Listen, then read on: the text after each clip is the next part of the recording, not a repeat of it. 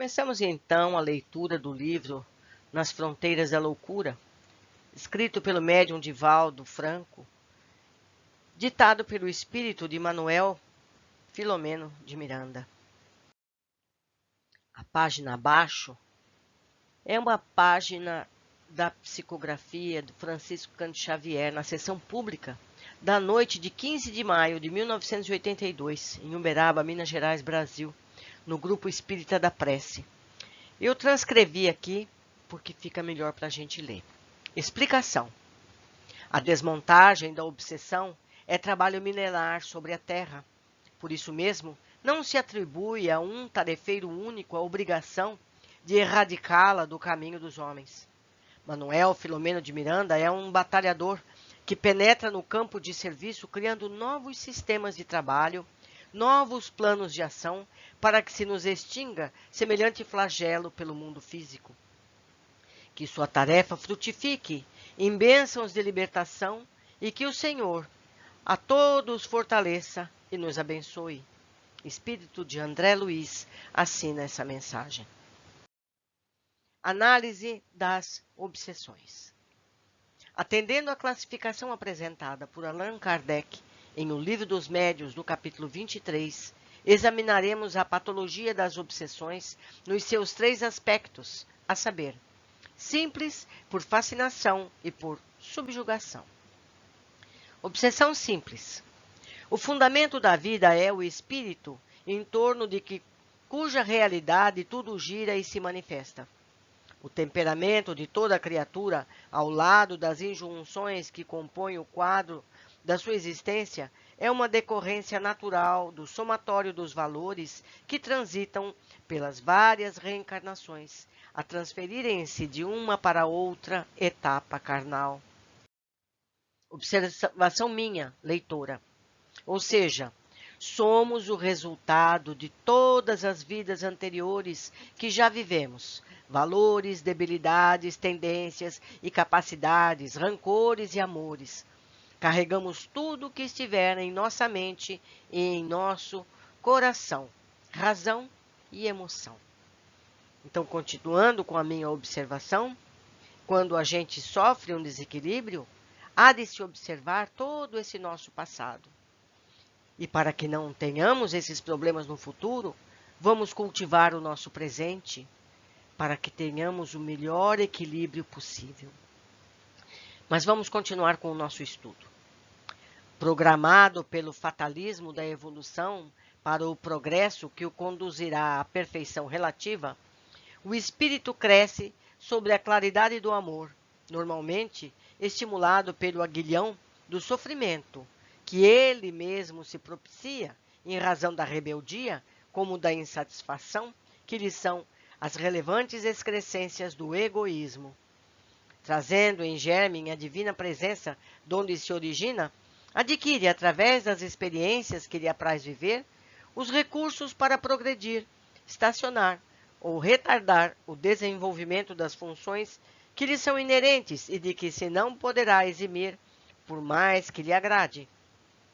Caso derrape na alucinação comburente da desdita em que se fixe, quando não funcionem os estímulos para o progresso e deseje postergá-lo, imposições da própria lei, jungem-no ao processo de crescimento mediante as expiações lenificadoras que o depuram, cooperando para a eliminação das sedimentadas mazelas que o martirizam. A aquisição da paz, por isso mesmo, é uma resultante de lutas e esforços que os disciplinam, condicionando-lhe os hábitos salutares através dos quais se harmoniza com a vida. Nesse processo, como em outro qualquer, a mente é o espelho a refletir os estados íntimos, as conquistas logradas e por conseguir. Dínamo gerador de recursos psicofísicos ao comando do espírito que lhe utiliza a cerebração.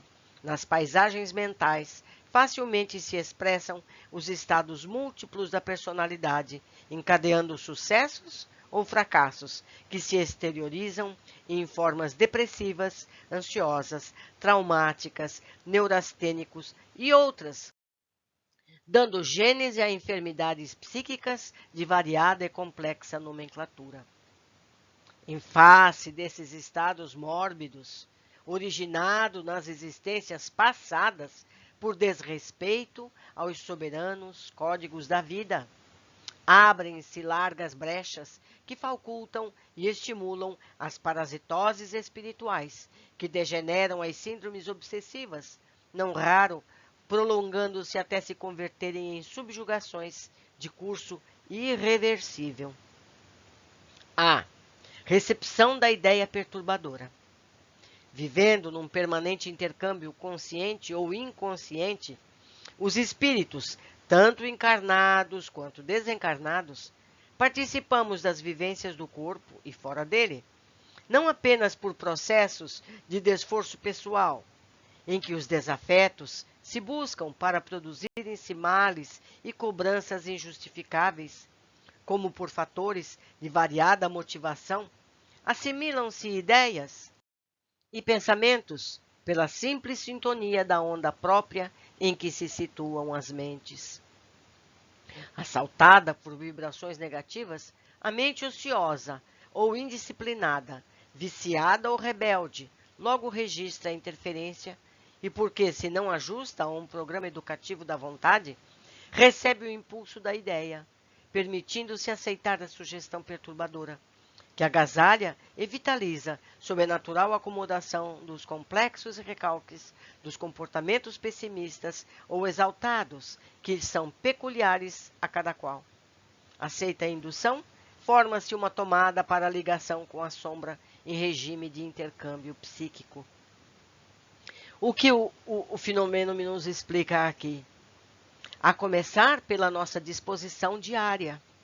Se nós somos uma pessoa invejosa, se nós somos uma pessoa pessimista e somos submetidos a uma intuição espiritual de qualquer natureza que nos insiste nessa tendência, nós acatamos essa ideia e a partir daí estamos subjugados a essa tendência e fica cada dia mais difícil de retornarmos à nossa tomada de pulso sobre o nosso próprio pensamento. Então é preciso, meus amigos, estarmos atentos a termos pensamentos mais elevados, mais animadores, para que isso não seja um degrau para a nossa queda. B. Intercâmbio mental. Fixada a ideia infeliz, os porões do inconsciente desbordam as impressões angustiosas que dormem armazenadas, confundindo-se na consciência com informações atuais, ao tempo em que se encontra em desordem pela influência da parasitose externa que se vai assenhoreando do campo exposto sem defesas. Certo? Então, nós já temos a tendência, vem uma influência de fora, que se estabelece em nossa mente e nós aceitamos essas ideias e ficamos cada dia piores do que no dia anterior. Continuando, por natural processo seletivo e tendo em conta as tendências, as preferências emocionais e intelectuais do paciente, a injunção produz melhor aceitação das recordações perniciosas que servem de veículo e acesso ao pensamento invasor. A polivalência mental, em casos dessa natureza, tende ao monoideísmo, que produz quadros de fascinação torturante e, por fim, a subjugação de difícil reversibilidade. O que ele quer dizer aqui com monoideísmo? A gente pensar sempre a mesma coisa. Ficar naquele pensamento circular, pensando aquilo e repetindo aquilo. Isso faz com que a gente se amarre a essa criatura que nos quer ver cair. Então, meus amigos, quando a gente se surpreende num estado mental circular, repetindo o mesmo pensamento sempre, precisamos ter o objetivo de imediatamente sair dessa roda. Buscar uma distração, buscar um fato alegre, sair desse círculo vicioso. Seguindo. A obsessão simples é parasitose. Vocês vejam que é como um parasita, como um verme intestinal. Ele é aplicado em você, ele se instala. Então, a obsessão simples é parasitose comum em quase todas as criaturas, em se considerando o natural intercurso psíquico vigente em todas as partes do universo. Tendo-se em vista a infinita variedade das posições vibratórias em que se demoram os homens e mulheres que sofrem, quanto influem tais faixas, sintonizando por processo normal com outros comensais aí situados. Se são portadores de aspirações nobilitantes, nobres, positivas, onde se fixem, aurem maior impulso para o crescimento. Permanecendo na construção do bem, dificilmente assimilam as induções severas ou criminosas procedentes dos estagiários das regiões inferiores. Ou seja, meus amigos, a nossa vacina para não cairmos nesse ciclo vicioso é o pensar no bem, é pensar positivo, é ter ânimo forte e não nos permitir a indolência, ao egoísmo, aos pensamentos negativos. Não é verdade? Continuando. Não ficam, no entanto, indenes à agressão temporária ou permanente do que se libertam em face dos objetivos morais que perseguem, graças aos quais vibram em mais elevada escala psíquica. Se interessados, porém, nas colocações da vulgaridade do prazer, da impiedade ou da preguiça, do vício ou da desordem, recebem maior influxo de ondas mentais equivalentes, resvalando para os despenhadeiros da emoção aturdida, do desequilíbrio. Tais pacientes conduzem ao leito, antes do repouso físico, as apreensões angustiantes, as ambições desenfreadas, as paixões perturbadoras, demorando-se em reflexões que as vitalizam, vivendo-as pela mente, quando não encontram meios de fluí-las fisicamente. Ao se desdobrarem sob a ação do sono, encontram-se com os afins, ou seja, com espíritos que são também com essas tendências, encarnados ou não, com os quais se identificam, recebendo mais ampla carga de necessidades falsas ou dando campo aos estados andados em que mais os turbam e afligem. Quando despertam, trazem a mente atribulada, tarda, sob o incômodo cansaço físico e psíquico, encontrando dificuldade em fixar os compromissos e as lições edificantes da vida. Nessa posição, a ideia obsedente, ou seja, a ideia obsessiva, fixada e a viciação estabelecida, dar-se-á o intercâmbio mental. Já não se trata do pensamento que busca acolhida, senão da atividade que tenta intercâmbio, mantendo o diálogo, discutindo, analisando as questões em pauta, sempre de natureza prejudicial, e que, a uma pessoa sadia, causaria repulsa instintiva, mas que o paciente gosta de cultivar, do que decorre a predominância do parasita espiritual, que mais se acerca psiquicamente da casa mental e da vontade do seu consorte. Mais uma vez, meus amigos, nosso pensamento é tudo. Ele é que atrai o bem, o mal, o difícil, o fácil, as boas ou as más companhias, espirituais ou físicas. C. Reflexos da interferência. Surgem como efeito natural as síndromes da inquietação, as desconfianças, os estados de insegurança pessoal, as enfermidades de pequena monta, os insucessos em torno do obsediado, que somam as angústias, dando campo a incertezas e mais ampla perturbação interior. Gera uma psicosfera perniciosa à própria volta pela eliminação dos fluidos deletéricos de que é vítima e absorve-a mais condensada, por escusar-se ouvir sadias questões, participar de convívios amenos, ler páginas edificantes, auxiliar o próximo, renovar-se pela oração. Conforme a constituição temperamental, que é um fator de relevante importância, faz-se apático, tende à depressão, adentrando-se pela melancolia em razão da mensagem telepática deprimente e dos clichês mentais pessimistas que resultam em arquivo da inconsciência. No sentido oposto, é o dotado de constituição nervosa excitada, torna-se agressivo, violento, em desarmonia de atitudes, explode por nadas, do que logo se arrepende.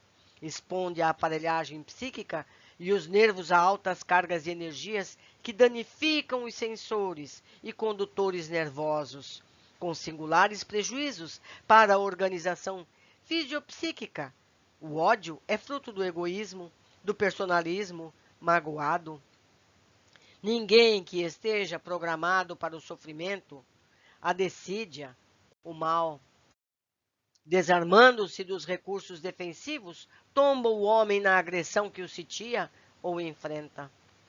Os esforços que empreende a par das ações que executa constituem de couraça contra o mal, conquistas para alçá-lo às faixas vibratórias próprias que o defendem e liberam.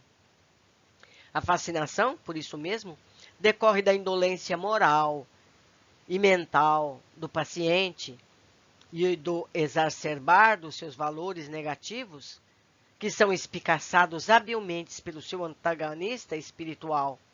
Em consequência, os tentames para a libertação se apresentam mais complexos, exigindo abnegação, esforço, assistência contínua. E agora a obsessão por subjugação. Em cada caso de alienação obsessiva, encontram-se razões propelentes que caracterizam especificamente o processo. Em razão disso, apesar da gênese serem as faltas morais do enfermo e o agente a entidade desencarnada, os móveis predisponentes e preponderantes variam de acordo com cada pessoa. A terapêutica, embora seja energicamente a mesma, seus resultados variam segundo os pacientes, suas fichas kármicas e os esforços que empreendem para destrinçarem a trama em que se envolvem. No painel das obsessões, à medida que se agrava o quadro da interferência, a vontade do hospedeiro perde os contatos de comando pessoal, na razão direta em que o invasor assume a governança. É mais grave quando se trata de espírito mais lúcido, técnica e intelectualmente, que se assenhoreia dos centros cerebrais com a imposição de uma deliberação bem concentrada nos móveis que perseguem, manipulando com habilidade os dispositivos mentais e físicos do alienado. Assim, a subjugação pode ser física, psíquica e, simultaneamente, fisiopsíquica. A primeira não implica na perda da lucidez intelectual, porquanto a ação dá-se diretamente sobre os centros motores, obrigando o indivíduo, não obstante se negue à obediência, a ceder à violência que o oprime.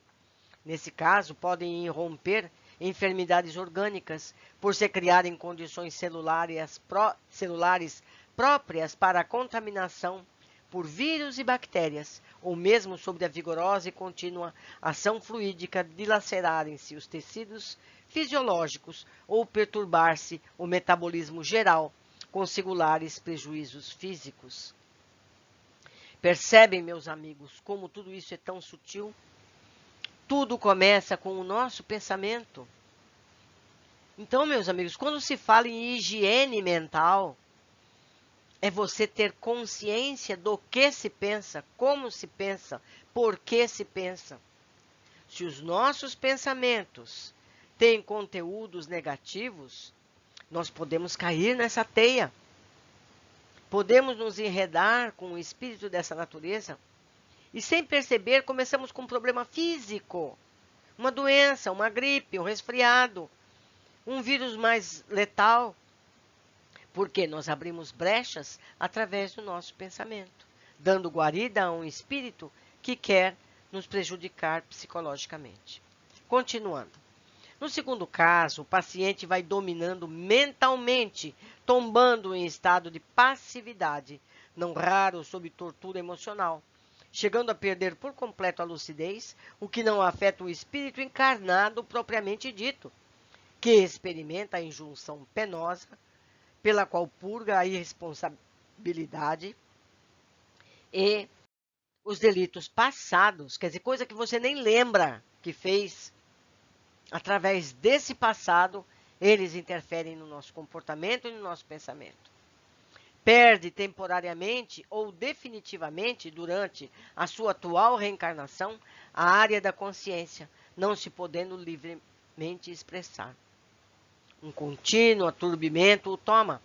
A visão, a audição, como os demais sentidos, confundem a realidade objetiva ao império das vibrações e faixas que registra desordenadamente na esfera física e na espiritual.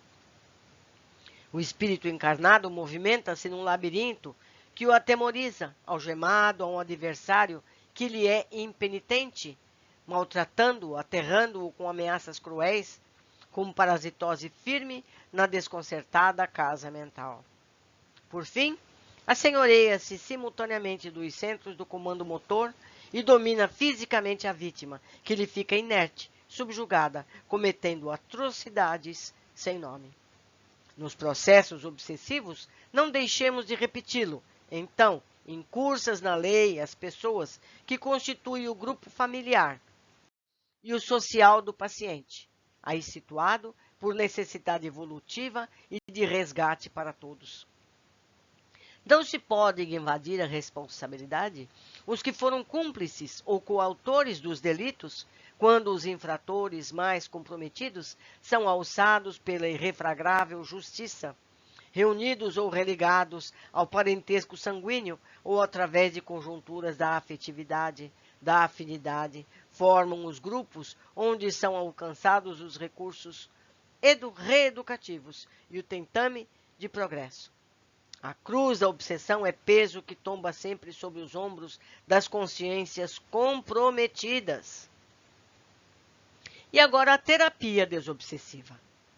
Conforme o quadro da alienação, variam os recursos terapêuticos. Sabendo-se que o agente é um ser que pensa e age movido por uma razão que lhe parece justa, qualquer política de enlaqueção, ou seja, de enganar, de confundir a honestidade, torna-se improfícua, aumentando a hostilidade e a tenacidade do perseguidor. O principal mistério deve ser o de concentrar no enfermo desencarnado as atenções, tratando-o com bondade e respeito, mesmo que não se esteja de acordo com o que ele faz.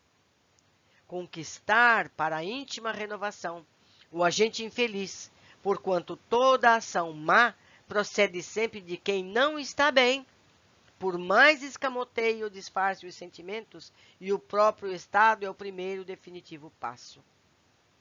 Evitar-se a discussão inoperante, jorrando de humildade real, na qual transpareça o interesse amoroso pelo bem-estar do outro, que terminará por envolver-se em ondas de confiança e harmonia, de que se beneficiará, mudando de atitude em relação aos propósitos mantidos até então. Simultaneamente, educar-se à luz do Evangelho, o paciente, insistindo junto a ele, com afabilidade pela transformação moral, criando em torno de si condições psíquicas harmônicas com que se refará, emocionalmente, estimulando-se a contribuir com a parte que lhes diz respeito. O que ele está dizendo aqui? Que nós temos que tratar as duas pessoas, o obsessor e o obsediado. Não há como a força separar um do outro, certo?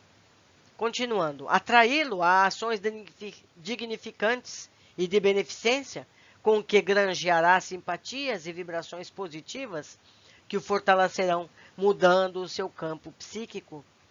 Estimular-lhe o hábito da oração e da leitura edificante, ao mesmo tempo, trabalhando-lhe o caráter, que se deve tornar maleável ao bem e refratário ao vício.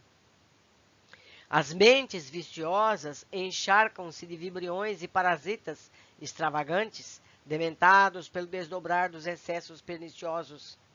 Ao lado dessa psicoterapia, é necessária a aplicação dos recursos fluídicos, seja através do passe ou da água magnetizada, da oração intercessória, com que se vitalizam os núcleos geradores de forças, estimulantes da saúde, com o poder da desconexão dos plugs das respectivas matrizes, de modo a que o endividado se reabilite perante a consciência cósmica pela aplicação dos valores e serviços dignificadores. Ou seja, se o obsessor se uniu ao indivíduo, que foi através dos pensamentos, é sempre através dos pensamentos, nós precisamos começar mudando esses pensamentos para que possa ocorrer a desconexão. Então, evitar os pensamentos negativos de toda a ação negativa, passar a ter comportamentos positivos para que lentamente se possa reverter o quadro. Continuando. Não ocorrem milagres em mistérios que tais como noutros de qualquer natureza. O acontecimento miraculoso, quando parece suceder, é o resultado de uma ação muito bem programada, cujos efeitos são registrados e cujas causas não são necessariamente, no momento, conhecidas. Toda pessoa que deseje contribuir na esfera de socorro desobsessivo, que se não descure da conduta íntima, nem das suas ligações com o plano espiritual superior, donde fluem os recursos lenificadores, salutares para os cometimentos do Recordando Jesus, diante dos obsidiados e dos obsessores, busquemos a sua ajuda, ou seja, a ajuda de Jesus, e a inspiração na condição elevada que ele, Jesus, ocupa como Senhor dos Espíritos. Meus amigos, o capítulo nos aponta as causas, as raízes das obsessões, nos fala dos comportamentos que levam a que a obsessão se estabeleça e os caminhos para a libertação de tais laços mentais. Reunindo todo o conteúdo, foi através dos pensamentos, do clima, da razão, dos motivos dos pensamentos que atraíram para nosso corpo mental esse tipo de indivíduo, que pode ser um qualquer, como pode ser alguém do nosso passado remoto, alguém que prejudicamos. E para sair dessa situação é preciso fazer o caminho inverso. Policiar nossos pensamentos e atitudes, principalmente. Agindo no bem, pensando no bem, de modo a afrouxar os laços entre as duas entidades, a encarnada e a desencarnada. Foi um prazer estar com vocês nessas lições. Em breve começaremos estudando casos. Vamos deixar a teoria e passar aos casos práticos. Um abraço a todos e grata pela companhia.